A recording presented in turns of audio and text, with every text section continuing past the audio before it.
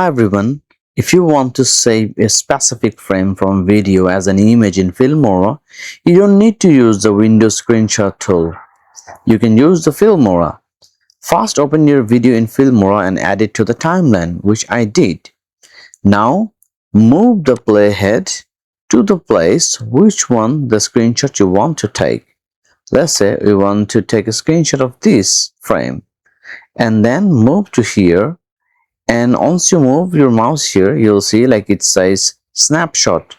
You can either click this or press Ctrl Alt and S. Let's click it, and you have two options. You can either save the snapshot as PNG or JPG. Select it and then save the where you want to save it. I'm going to save it on the desktop. Then click OK. It took a screenshot and it put it on the media file here. Let's go to the desktop and say that we just took the screenshot.